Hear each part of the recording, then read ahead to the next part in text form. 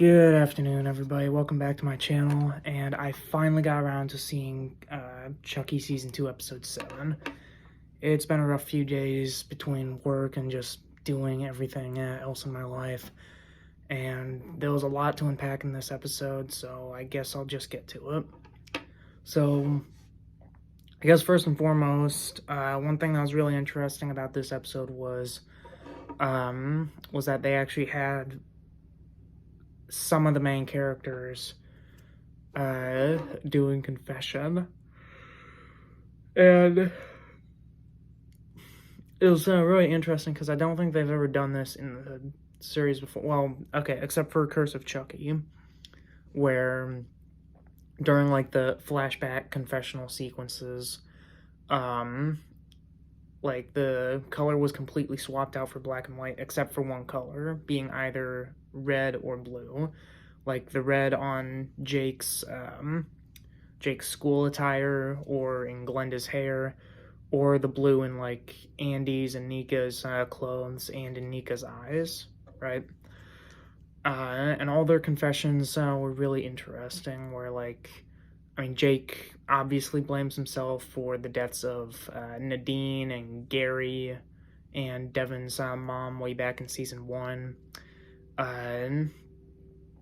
Andy reveals that he's basically like Laurie Strode from the new Halloween movies, where like he doesn't know like who he is or what he's going to do now that Chucky's finally gone, because Chucky has tormented him for well over 30 years now, and like once Chucky's finally out of his life, he has no idea like what he's going to do.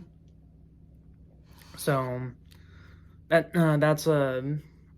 was a really interesting thing. I honestly would really like to see Andy more in the franchise, but based on how this episode ended, something tells me that that's going to be their send-off, as in like his and Kyle's.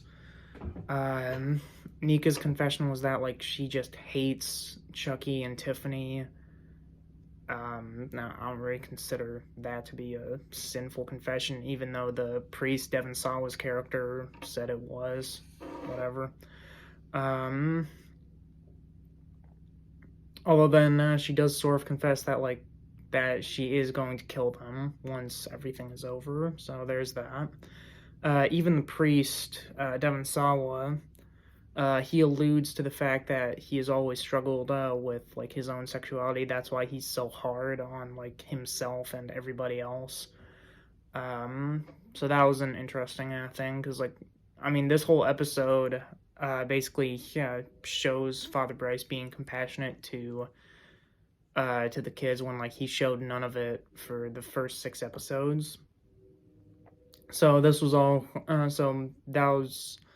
that was all really interesting to see a different side of his character. It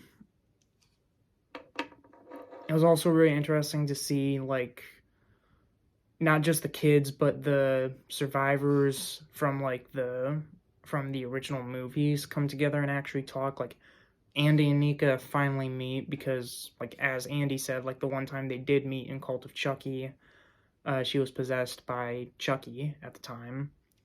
So, they just talk about like their shared trauma of Chucky, where for Andy, Aunt Maggie fell out of his fell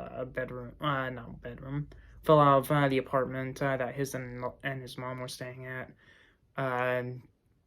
Nico was paralyzed because of Chucky, because when Charles Lee Ray stabbed her mother in the stomach, she was still in the womb.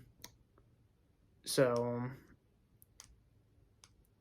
that now they all make a promise to each other that like once everything is over, they'll be free of Chucky, even though they actually know that like once Chucky is exorcised and everything, the Dr. Mixture is gonna take Chucky away, so they'll never actually be truly free. But Father Bryce ends up calling the Vatican and the Pope, talking about how Chucky is alive, they need to exorcise his soul, and he ends up getting excommunicated, right? So I don't really understand I mean, it was a little bit of an interesting scene, but I don't really understand why why Father Bryce needed to be excommunicated. Not for this whole thing, because like he ends up going through with the exorcism anyway. So I don't know. So all the survivors and Dr. Mixer and Father Bryce and that one nun, they all strap Chucky down. Well, first, while they're trying to make a decision, Andy locks Chucky away like Hannibal Lecter style, where uh, where Glenda has a conversation with Chucky about like where they and Glenda came from, why Chucky lied to them because they never really knew their father, all that crap.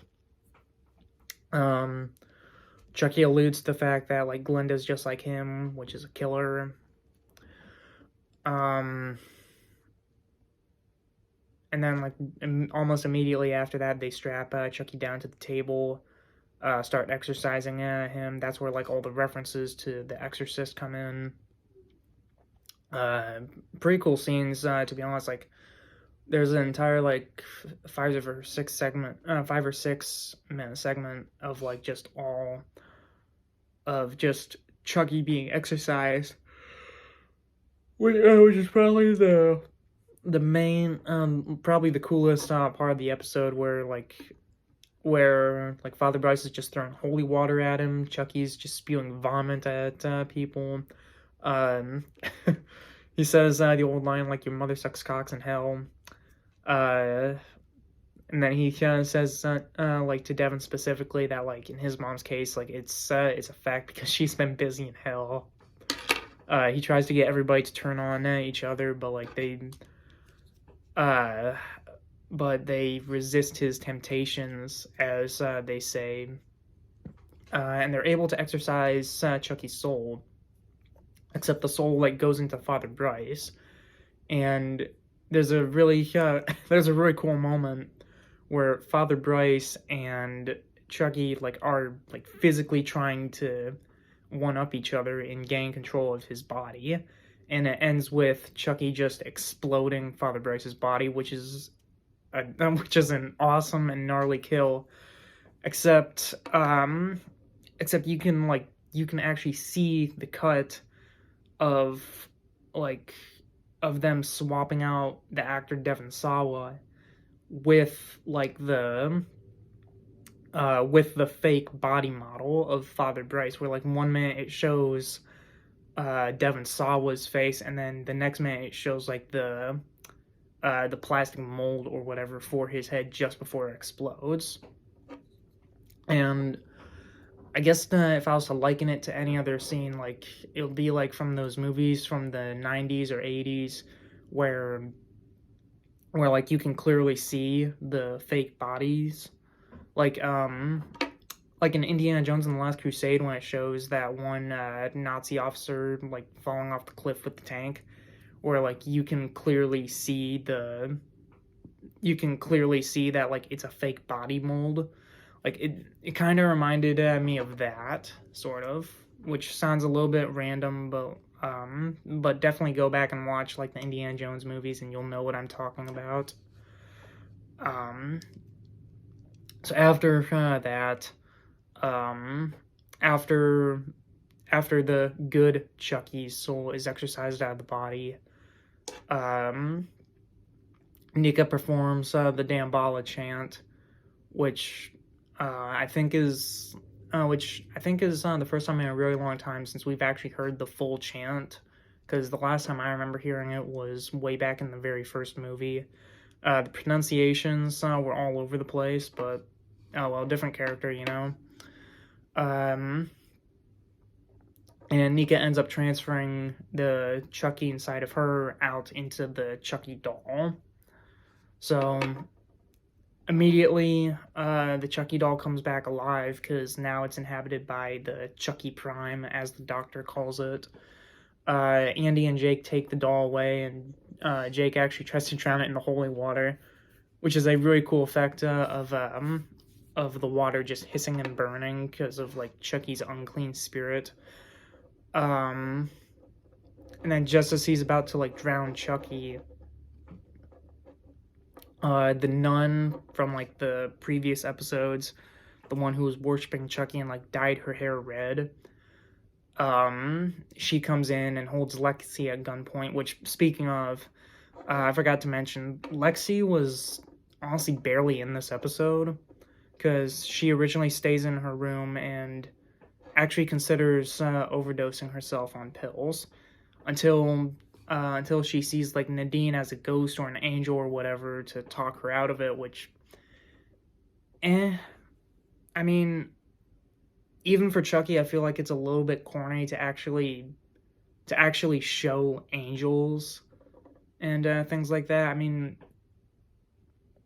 because like the angel like was clearly not a physical manifestation. I'm pretty sure only Lexi could see it. So I don't know. Maybe that's just me. But unfortunately, Lexi was barely in this episode. Like, she shows up during like the first segment, and then she gets held hostage by the nun, and she doesn't show up until like the final few minutes. So there's that, I guess. Oh, and while I'm at it, we do cut back to Tiffany and Glenn and Jennifer Tilly every so often, where like Jennifer Tilly is being noticed like wherever. Well, I'm sorry, Tiffany is being noticed wherever she goes. And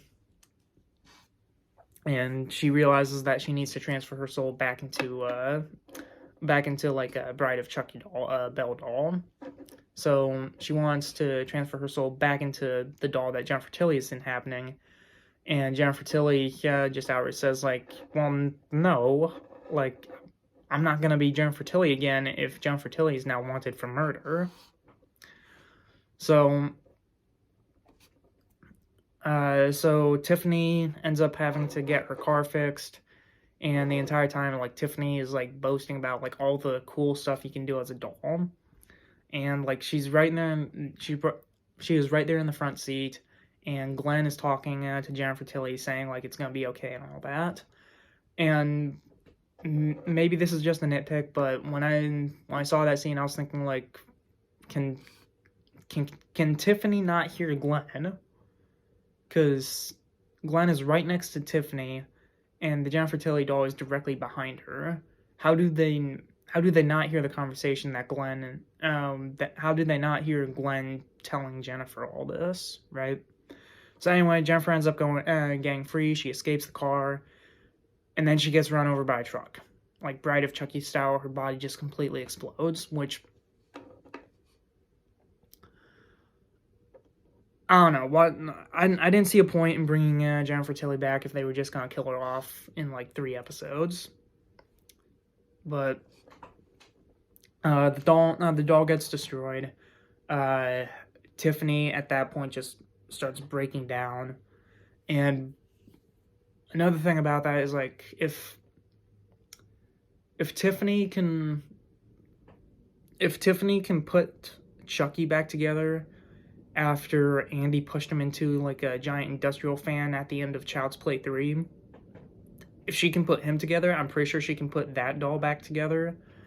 So I don't know why she's so broken up about Jennifer Tilly getting destroyed. Anyway, so back to the whole school thing. After Father Bryce dies and Nika puts her soul back in Nika puts Chucky's soul back in the doll. That one sister, the one who thinks that Chucky is the Lord and Savior, she holds Lexi at gunpoint. The doctor takes the Chucky doll away. Throughout the commotion, Glenda pulls out a knife that she found from Chucky's hiding spot back when he was like a little kid in the school, and she ends up killing the nun by like throwing the knife at her and hitting her like dead in the eye. So I don't know, we got one more episode left, so maybe Glenda will have to deal with the fact that like they are a killer now.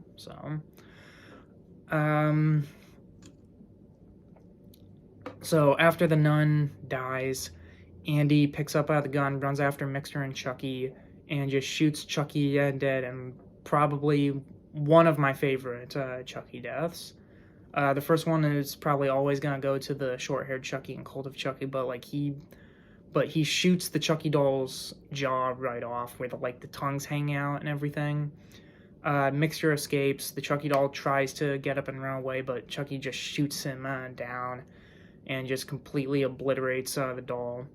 And then we got this really cool shot of all three kids, Andy, Kyle, and Nika, just like standing side by side, just looking at the Chucky doll, just waiting for it to die. And I'm pretty sure it's been said before, but like that shot just looks like a miniature version of like that scene from Avengers Endgame, where like they're all coming out of the portals, and it honestly looked really cool to see like all the main survivors just come together like that. So that all ends. Andy and Kyle just literally walk off into the sunset. They even have a flashback to Child's Play 2, where Andy and Kyle are talking. They say like where are we going? Like, I have no idea. That scene was all great. So, and that's what makes me think that this is probably their final scene in the franchise, which I hope isn't true. From what I've heard, the filmmakers want to make one last movie just to wrap everything up. And if they do that, I hope that Andy comes back just for one more film.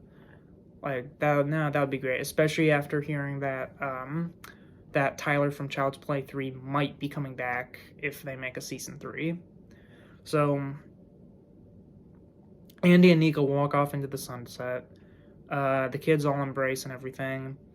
Glenda and Nika share a smoke, and Nika talks about like probably just watching a movie when this is all over. I think it would have been better if Nika said that like she'll actually finish her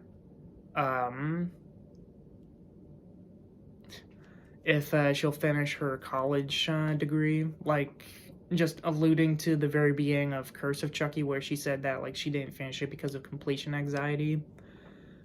I don't know, I feel like that would have been better than just saying like just watch a movie, as funny as that was. At that same moment, Tiffany and Glenn show up. Glenda tells Glenn that like Chucky's dead, their dad is dead. Nika pulls out a gun from out of nowhere and is preparing to shoot Tiffany. But Glenn ends up jumping in front of the gun and takes a bullet. So now Tiffany, Glenn, and Glenda just leave, and Nika is now distraught because now like everything just feels like a hollow victory, to be honest. Because like she got Chucky out of her, but she didn't get to kill Tiffany. Instead, she ended up hurting Glenn instead. So something tells me in the next episode, like Glenda's gonna wrestle with the thoughts of killing Nika, because they even say like in that exact same scene that like they're on their own side and on Glenn's side. So I don't know, maybe they'll want to kill Nika for Glenn. But then it cuts to Dr. Mixer like driving away in a car, and it flashes back to Dr. Mixer's confession where she straight up tells Father Bryce that like, oh yeah, once this is over, I'm going to unleash Chucky on the world all over again. And because you're a man of faith and you're a priest, because this is a confession, you can't do shit about it. And I immediately thought of like, that is true. Like, confessions are confidential. Like, whatever you tell a priest, like, you cannot tell the rest of the world. Like, someone can, like, straight up either confess to a murder or tell them that they're going to murder somebody. And yeah, the priest cannot, as far as I know, the priest cannot do anything. However, I don't know how much time has passed since Father Bryce got excommunicated, and by then I think that there's some kind of wiggle room in there that like that by the time that Father Bryce got excommunicated, he could probably say to the survivors like, oh hey, make sure you kill the doll because Dr. Mixer told me during the confession that she's going to take him away and just unleash him onto the world. I feel like now that he's excommunicated, he's not exactly obligated to keep those confessions like secret to anyone, right? Anyway, so it cuts back to Dr. Mixer in the car where like she just starts laughing like Chucky, and obviously Chucky transferred his soul into Dr. Mixer. Most likely he transferred part of his soul into her.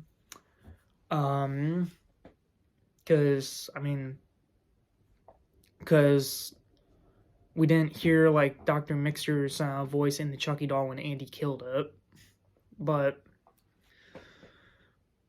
then that also begs the question: where did he find the time to transfer his soul into Mixer, right? And personally, what I think happened was like he transferred a piece of his soul again into Mixer, and then to do that, like he did the Ade Boku Dambala chant, which is way shorter than the usual soul transfer chant. But I feel like people also would have heard. I feel like to be consistent, they also should have played like the clap of thunder that usually goes along with the transfer. But then again, they didn't really. Then again, they didn't always play that clap of thunder in Cult of Chucky when they were transferring pieces of Chucky's soul. And I also don't think they played that. And I also don't think that they had the clap of thunder like at the end of season 1, episode 7, when Chucky fully transferred his soul into like dozens of dolls. So I don't know. Maybe I'm looking too hard into this. But my point is, so Chucky now has his soul in Mixer. And that's how we're gonna get the final episode, which has been shown to be like a Christmas-themed episode. Oh, one more thing to say about this episode, though. Like, I really liked the music where, like, where at times, like, they'd mix the Child's Play 2 riff from the intro with, like, sort of like a chorus from church, where it actually sounds like people are singing, or like it sounds like an orchestra or an organ that you'd find in a cathedral. Like, that part was really great. Like, there's even that scene where Nika is transferring, like, the Chucky out of her into the doll. And, like, they actually play a little bit of music where people are actually singing, like, Ade Dui Dambala. That part was really cool. But anyway, so going into next episode, like, it's going to be a Christmas-themed episode. There's going to be a time jump by about a month where the kids are going to be home. I'm honestly really hoping that we see Lexi's family again, and honestly, I really hope that Lexi's mom dies, because I wanted her to be the one to get killed off at the end of season 1 instead of the dad, but that's just me. But whatever characters that we've seen from the first episode, I want to see them again in this finale. I really hope they explain, like, how exactly... when and where exactly Chucky transferred his soul into Mixer. And hopefully, like, even if we don't see Andy and Kyle, like, in the finale, I hope they tease that they are gonna come back. Because if this is the last time we see them in the franchise, then it'll just feel like unearned, kind of. That, like, them killing Chucky for good, like, was a lie, because he still came back, right? And, like, and then on the other side, for Andy and Kyle to just leave would just feel a little bit selfish, where it seems like, oh, well, we killed off Chucky for good, and, like, we know that he's still out there, but, you know, we're just gonna let the other people handle it. That'll just feel pretty selfish for them, in my opinion. But I don't know. We'll just have to wait and see how the finale turns out. Hopefully, I'll find time to watch it like earlier, because I honestly thought that I'd have to wait until like tomorrow or like the day of the finale to watch this one, but that's it for this episode. It was interesting to say the least. But I'll see you guys for the finale.